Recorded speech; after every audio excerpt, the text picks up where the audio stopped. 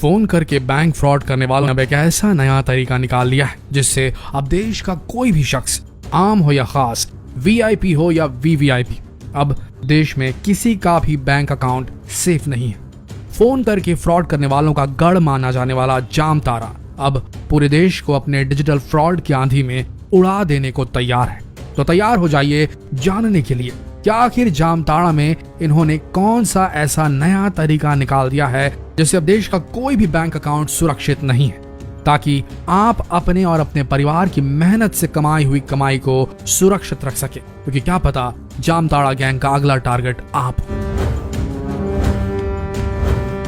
Online bank fraud या phishing attack की जब भी कोई घटना होती है तो उसका सबसे पहला तार जामताड़ा से जुड़ा होता है।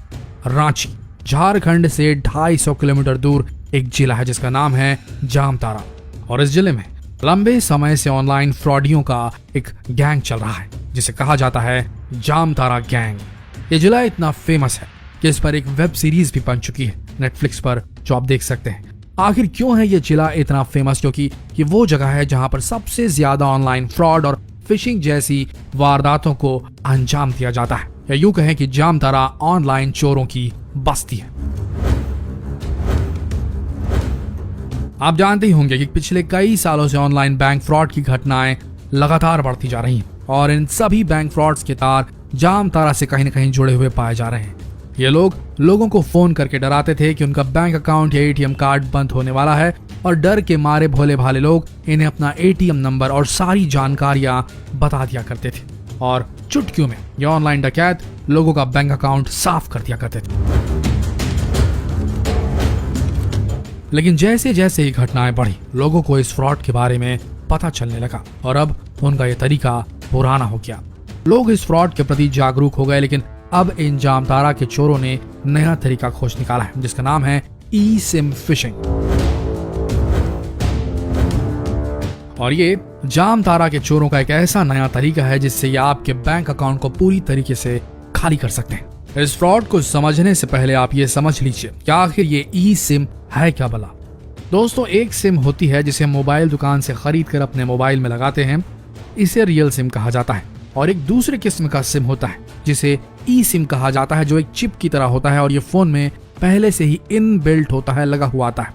ये सिम पूरी तरीके से रीराइटेबल होता है, जिसका सीधा मतलब यह है कि आप एक फोन कॉल करके ही अपने ऑपरेटर को बदल सकते हैं। जैसे कि अगर आप जियो इस्तेमाल कर रहे हैं और अगर आपको एयरटेल की सर्विसेज चाहिए तो आप फोन कॉल के जरिए या एक ईमेल भेजकर अपने ऑपरेटर को तत्काल बदल सकते हैं। देखा जाए तो आज के समय में ज्यादातर मोबाइल्स, स्मार्ट वॉचेस ई सिम से लैस हैं, और अब आप समझ ही गए होंगे कि ई सिम नॉर्मल सिम से किस तरह अलग होता है। आइए अब जानते हैं कि ये ऑनलाइन डकैत किस तरीके से ई सिम के जरिए लोगों को चूना लगा रहे हैं।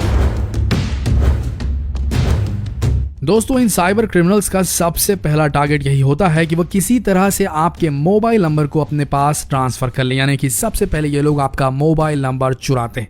और इस काम को अंजाम देने के लिए इनका सबसे पहला स्टेप होता है कुछ फोन नंबर्स को तलाशना, जिसके लिए ये फोन डायरेक्टरी की मदद लेते हैं। उसके बाद ये कुछ मोबाइल नंबर्स को चुनते हैं और उन मोबाइल नंबर से सभी बैंक वेबसाइट में लॉगिन करने की कोशिश करते हैं।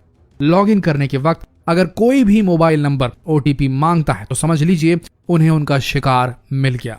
उसके बाद ये सबसे पहले अपने टारगेट को एक मैसेज भेजते हैं, और ये एक वार्निंग मैसेज होता है जिसमें लिखा होता है कि अब नॉर्मल सिम के बदले ई सिम अनिवार्य रूप से लगाया जा रहा है और इसके लिए उन्हें केवाईसी करवाने की जरूरत है, नहीं तो आपका नॉर्मल सिम कुछ ही दिनों में बंद हो जाएगा। मैसेज भेजने के कुछ मिनटों बाद ये जो चोर होते हैं ये कस्टमर केयर एग्जीक्यूटिव बनकर अपने टारगेट को फोन करते हैं और उनसे कस्टमर की बेसिक डिटेल्स ले लेते हैं। साथ ही कस्टमर से आग्रह करते हैं कि वो अपने नेटवर्क सर्विस प्रोवाइडर को एक ईमेल भेज दे जिसमें लिखा हो कि उन्हें ई सिम एक्टिवेट करवाना है। इस प्रोसेस से आप समझ सकते हैं कि कस्टमर ने खुद ही अब ई सिम की डिमांड अपने नेटवर्क ऑपरेटर से कर दी है।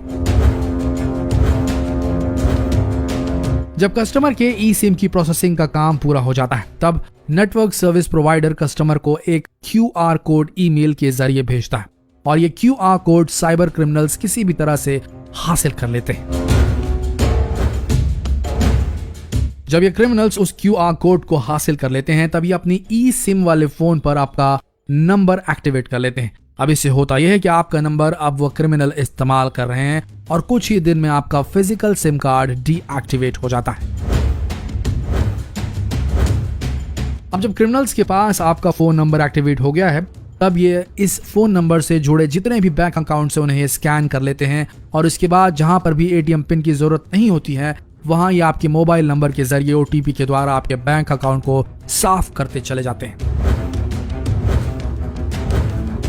हाल ही में फरीदाबाद पुलिस ने 5 लोगों को ई सिम फिशिंग के मामले में अरेस्ट किया है, जिनमें से 4 जामताड़ा के हैं और इन अपराधियों ने कबूला है कि उन्होंने अब तक 300 से ज्यादा बैंक अकाउंट को साफ किया है। लेकिन सबसे बड़ा सवाल ये उठता है कि आखिर इस फ्रॉड से कैसे बचे। तो सबसे पहला पॉइंट, अगर आपके पास कोई भी कस्टमर केयर एग्जीक्यूटिव का फोन आता है तो उन्हें अपनी कोई भी पर्सनल जानकारी या बैंक से जुड़ी जानकारी कभी ना दें।